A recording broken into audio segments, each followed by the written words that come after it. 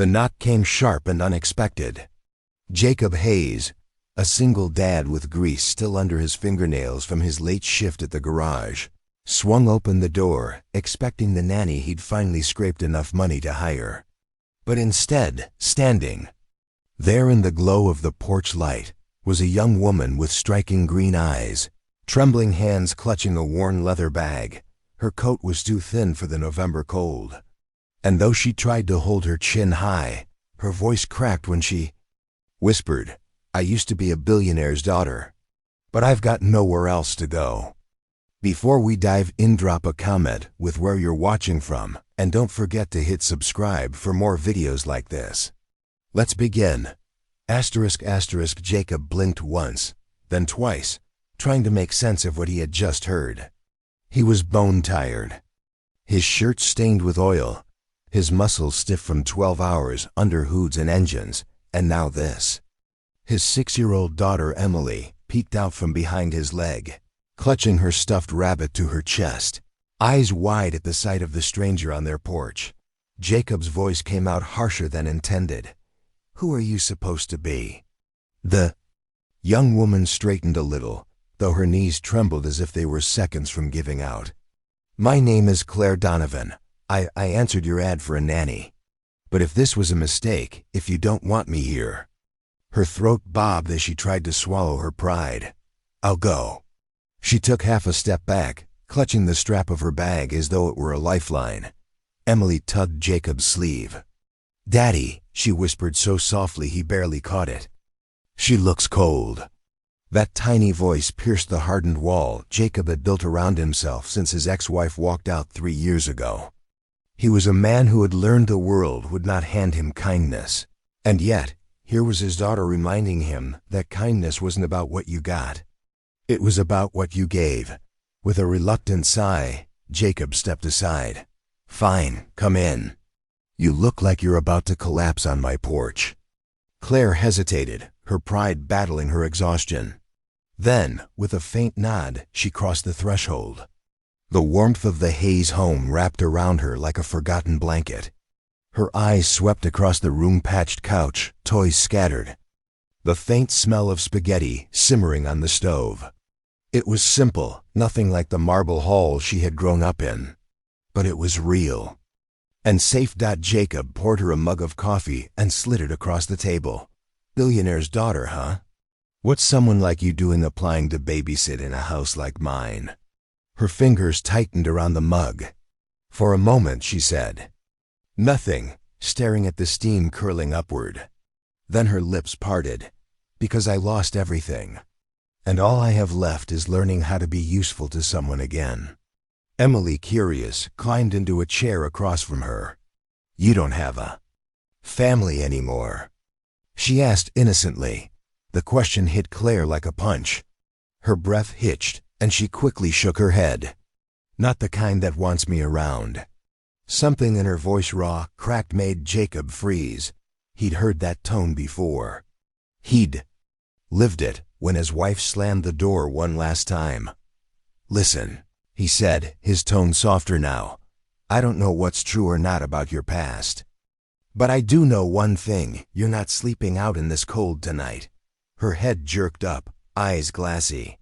"Why would you trust me?" "I don't," Jacob admitted flatly. "But my daughter's right, you look cold. And she's got a bigger heart than I do." Claire glanced at Emily, who smiled shyly and slid her stuffed rabbit across the table. "You can borrow him," the little girl whispered. "He helps me when I'm sad." Claire pressed the toy to her chest, and for the first time in months, she felt something that didn't sting it. Soothed. Jacob leaned back, arms crossed, studying her carefully. He didn't need a spoiled heiress with secrets shadowing her eyes. He needed someone steady, reliable. But something told him maybe, just maybe, this woman on his porch wasn't here by accident. And neither of them had any idea just how much their lives were about to change. Jacob didn't sleep that first night after letting Claire stay. He lay on the worn couch in the living room, arms crossed over his chest, his eyes on the ceiling while the hum of the refrigerator filled the silence. He could hear her soft footsteps upstairs in the spare room, the creak of the bed frame as she shifted restlessly. He told himself he was a fool. What kind of man let a stranger into his home, into his daughter's world? But every time he replayed her face in the glow of the porch light, pride cracked in dignity. Bleeding, he remembered how close she had been to collapsing. Morning came early. Jacob was already frying eggs when Emily padded down the hallway, in her pajamas. Behind her came Claire, hair tangled, eyes swollen from a night without rest, but she walked in with her shoulders squared as if daring the day to break her. "Coffee?" Jacob asked, keeping his tone neutral. "Yes, please," she said softly, sliding into a chair. Emily plopped beside her, chattering about school, crayons, and her show-and-tell project. Claire listened intently, nodding and smiling faintly, as if every word the little girl spoke mattered. That small act unsettled Jacob. He had seen women fake smiles before, women who only half listened. Claire wasn't pretending. When breakfast was over, Jacob set down his mug. "So, if you're really serious about working here, I need to know what I'm dealing with." Claire's hands curled into her lap. "You don't have to believe me, but I wasn't lying last night. My father is Victor Donovan. Maybe you've read about him, the shipping empire, the skyscrapers." Jacob raised a brow. He had heard the name, everyone had. But sitting across from him was not the polished heiress from magazine covers. This was a young woman with chipped nails and a jacket that didn't fit right. I told him I wanted to work on my own. I wanted to live without his money. He laughed in my face and said, "You'll crawl back in a week," when I didn't. He cut me off completely. No more accounts, no trust fund. Not even a phone call. That was 6 months ago. Her voice trembled. I thought I could survive on my own. But the truth is, I couldn't.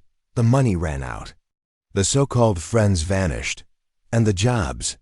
Well, no one takes a Donovan seriously when she's scrubbing floors. Silence stretched. Jacob's jaw tightened. He understood more than he wanted to admit. Being left, being underestimated, being forced to prove yourself.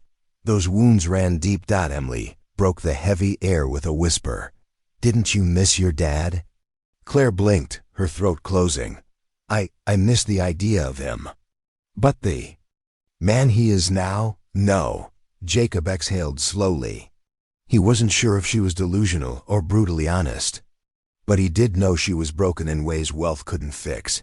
"Here's the deal," he said finally, his voice firm. "I don't need a nanny who can't handle the work. My daughter's my whole world.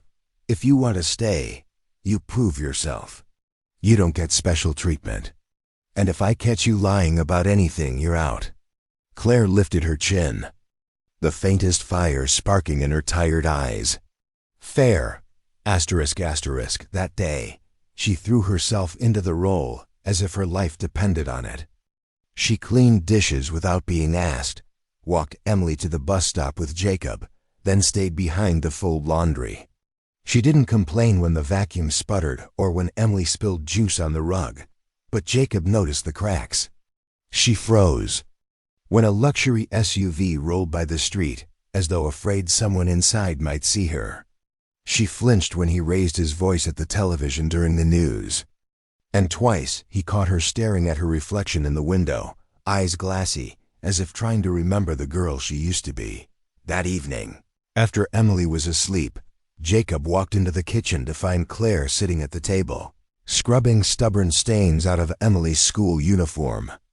She didn't notice him at first. Her shoulders were hunched, her lips pressed tight, her eyes fixed on her hands.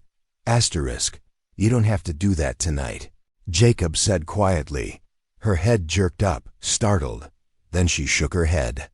"I need to. I have to feel like I can contribute. You've already done more than enough." Her hands stilled, and for the first time that day, the mask cracked. Her voice was barely a whisper. "I don't deserve your kindness." Jacob leaned against the counter, arms crossed. "Kindness isn't about deserving, it's about needing." Her eyes shimmered with tears she refused to let fall. "If you knew the things I've said to people, the way I look down on them, you wouldn't be saying that." "Maybe, but I don't care who you were," Jacob said steadily. "I care about who you are right now, and right now you're trying." She swallowed hard, her shoulders shaking. For months, every door had slammed in her face. And here, in this modest kitchen, a man with oil-stained hands and exhaustion in his eyes was offering something she hadn't felt in years' grace. Jacob stepped closer, lowering his voice. "But I'm warning you, Claire. Don't break my daughter's heart. If you can't stay, if this is just a game for you, leave before she grows attached." Claire pressed the uniform to her chest, her voice ragged. "It's not a game. I don't have anywhere else to go. And I don't want to."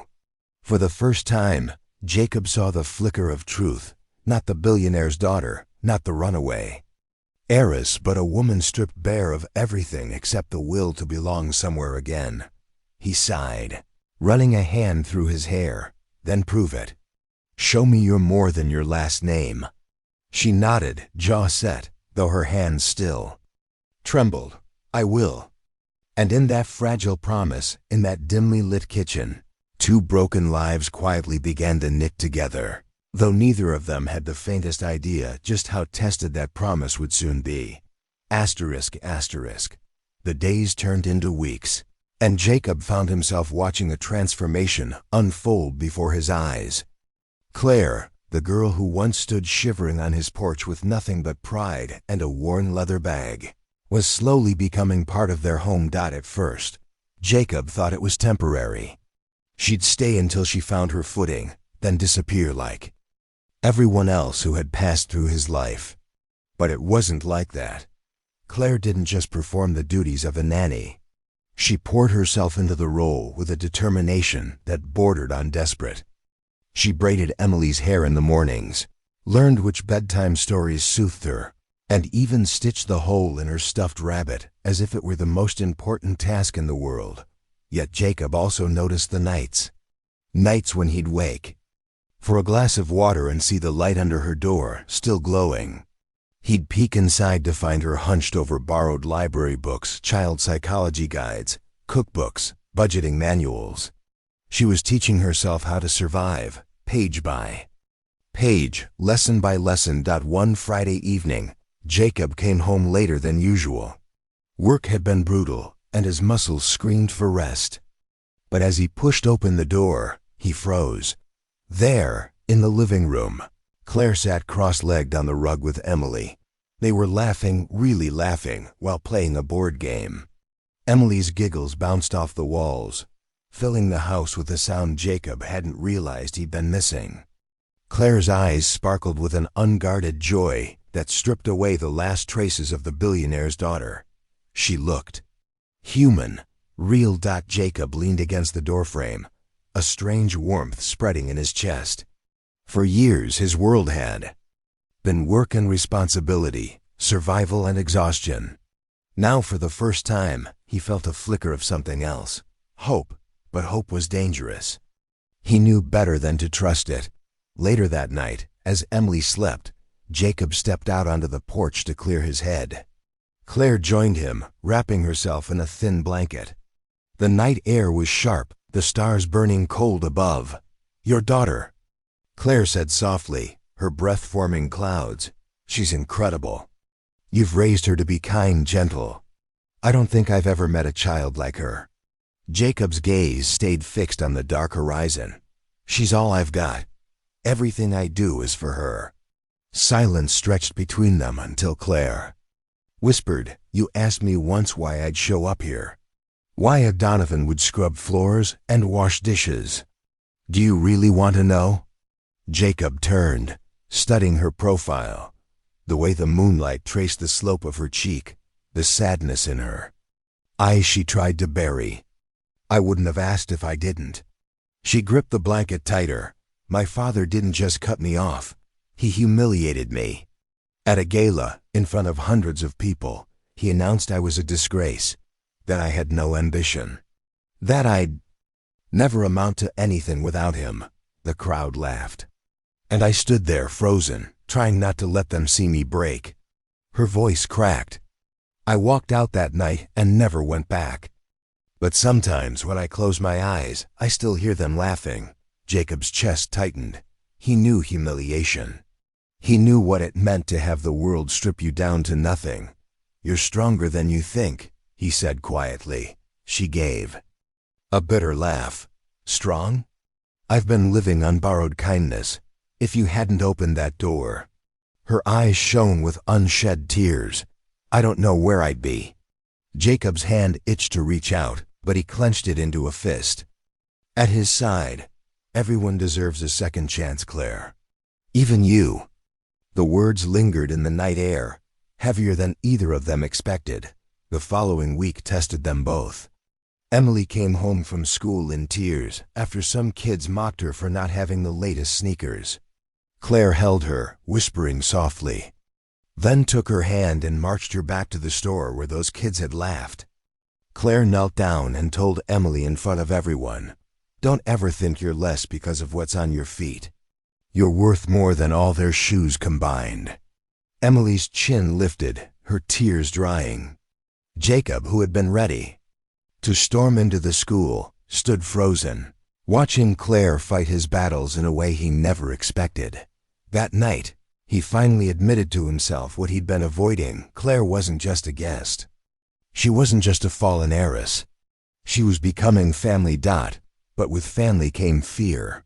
Fear of losing it all over again. One evening, as Claire tucked Emily into bed, Jacob overheard his daughter whisper, "I wish you were my mom." The words pierced him like a blade. He retreated to the kitchen, his mind racing. Could he trust Claire with something that sacred? Could he let his guard down when his daughter's heart was already in her hands? Later, when the house was quiet, Jacob confronted her. "Emily called you Mom tonight." Claire froze, her face pale. "Jacob, I didn't tell her to." "I know." His voice was low, strained. "But do you understand what that means? She's letting you in. And if you walk away," his throat tightened, "she won't recover. Neither will I." Claire's hands shook as she reached across the table. "I don't want to walk away. For the first time in my life, I feel like I belong somewhere, like I matter. Please, don't push me out." Jacob searched her eyes, looking for cracks, for deception. All he found was fear and truth. And slowly, his walls began to crumble. "Then stay," he said hoarsely. "Stay and prove to me and to her that you're not going anywhere." Tears finally slipped down Claire's cheeks, but this time, they weren't only born of shame. They were tears of relief, of hope, of something new being built out of ruins. In that moment, Jacob realized something he hadn't dared to believe in years. Maybe kindness didn't just save others. Maybe it could save him, too. And under that modest roof, in the quiet of an ordinary home, a broken billionaire's daughter and a weary single dad began to piece together something extraordinary. Family.